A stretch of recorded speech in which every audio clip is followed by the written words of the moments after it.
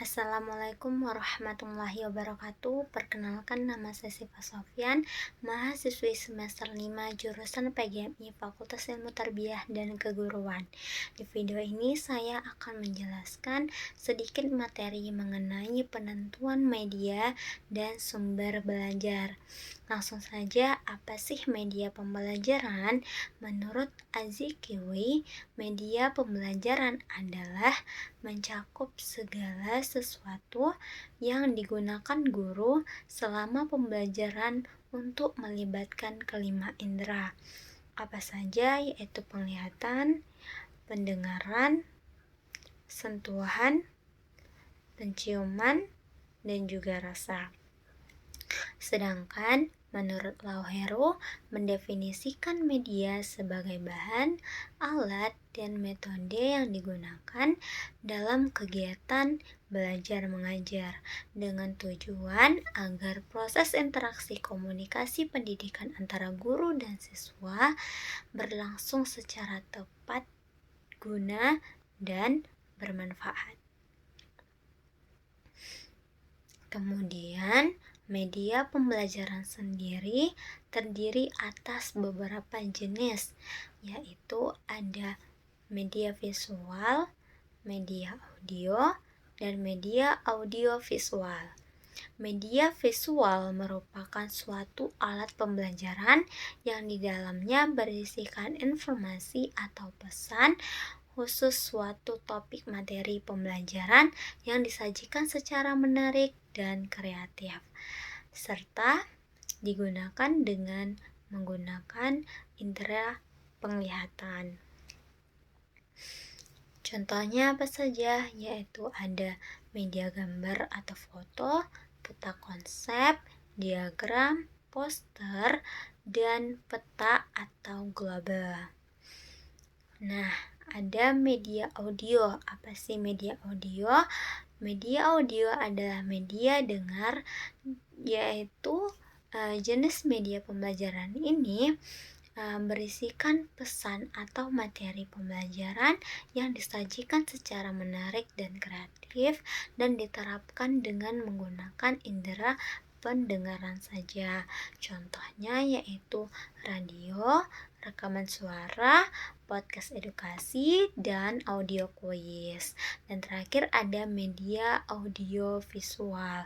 Nah, media audio visual adalah jenis media pembelajaran atau sumber belajar yang berisikan pesan atau materi pembelajaran yang dibuat secara menarik dan kreatif dengan menggunakan indera pendengaran dan juga penglihatan. Media ini berupa suara dan gambar. Selanjutnya kita masuk pada kriteria pemilihan media pembelajaran.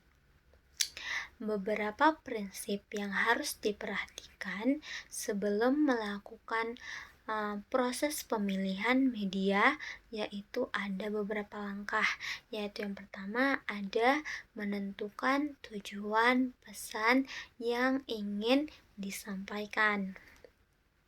Lalu yang kedua, adanya familiaritas media. Apa sih itu? Familiaritas media berarti seberapa akrab atau terbiasanya murid dengan jenis media tertentu. Yang ketiga, ada sejumlah media pembelajaran yang dapat dipilih atau dibandingkan. Lalu yang keempat, adanya sejumlah kriteria atau norma yang dipakai dalam proses pemilihan, bahwa ada beberapa standar atau pedoman yang harus diperhatikan saat memilih media pembelajaran. Setelah itu ada penentuan media pembelajaran. Nah, penentuan media pembelajaran melibatkan beberapa langkah penting untuk memastikan bahwa media yang dipilih efektif dan sesuai dengan tujuan pembelajaran, yaitu yang pertama ada menentukan tujuan pembelajaran. Lalu yang kedua, menganalisis karakteristik siswa. Lalu yang ketiga, evaluasi jenis media. Lalu yang keempat, pertimbangan ketersediaan. Lalu yang kelima, menguji coba dan evaluasi. Dan yang terakhir, rencanakan integrasi media. Setelah membahas media pembelajaran, kita masuk pada media sumber belajar. Menurut Prastono, sumber belajar pada hakikatnya adalah segala sesuatu, baik benda, data, fakta, ide, orang, dan lain sebagainya yang bisa menimbulkan proses belajar. Contohnya, buku paket, modul, LKS atau biasa dikenal sebagai lembar kerja siswa, realia, model, market, bank, museum, kebun binatang, dan pasar. Kemudian, sumber belajar memiliki beberapa jenis atau klasifikasi. Nah, menurut Sils dan Ricky, ada beberapa klasifikasi sumber belajar, yaitu yang pertama pesan, yang kedua orang, yang ketiga bahan, yang keempat alat, dan yang kelima teknik yang merupakan prosedur baku atau pedoman langkah-langkah dalam penyampaian pesan. Lalu yang keenam ada latar atau tempat atau juga bisa disebut lingkungan. Kemudian kita lanjut pada kriteria penentuan sumber belajar. Dalam pemilihan sumber belajar ada kriteria yang perlu diperhatikan. Nah, kriteria ini terbagi menjadi dua, yaitu yang pertama kriteria umum dan yang kedua kriteria berdasarkan tujuan belajar yang ingin dicapai. Secara umum, kriteria-kriteria tersebut meliputi beberapa aspek, yaitu yang pertama ekonomis, yang kedua praktis dan sederhana, yang ketiga mudah diperoleh, yang keempat fleksibel dan luas, dan yang kelima kesesuaian komponen dengan tujuan. Sedangkan kriteria sumber belajar yang berdasarkan tujuan penggunaannya yaitu sebagai berikut, yaitu yang pertama, sumber belajar sebagai motivasi. Lalu kita lanjut yang kedua, sumber belajar untuk pengajaran. Lalu yang ketiga, ada sumber belajar untuk penelitian. Dan keempat, ada sumber belajar untuk pemecahan masalah. Dan masuklah kita pada pembahasan yang terakhir. Apa itu? Yaitu penentuan sumber belajar.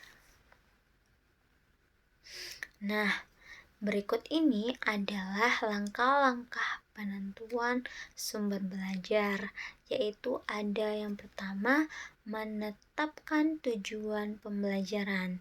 Tujuan ini biasanya tertuang dalam silabus atau rencana pembelajaran atau biasa yang kita kenal rencana pelaksanaan pembelajaran atau RPP. Nah, yang kedua ada memahami kebutuhan siswa. Lalu yang ketiga memilih sumber yang kredibel dan tepat. Kualitas sumber belajar sangat penting. Sumber tersebut harus berasal dari pihak yang terpercaya dengan informasi yang akurat dan relevan untuk membantu mencapai tujuan pembelajaran. Lalu yang keempat, menggunakan beragam media pembelajaran supaya menghindari rasa bosan dan jenuh dalam proses belajar. Lalu yang kelima, sumber yang mudah diakses. Dan yang terakhir ada keenam, mempertimbangkan aspek biaya. Dalam memilih sumber belajar, biaya juga harus dipertimbangkan sesuai dengan anggaran yang tersedia. Itu saja materi yang dapat saya sampaikan. Semoga pembelajaran ini berguna untuk teman-teman dan dapat diterapkan dalam kehidupan kita sehari-hari. Apabila saya ada kesalahan, saya mohon maaf, saya akhiri. Wassalamualaikum warahmatullahi wabarakatuh.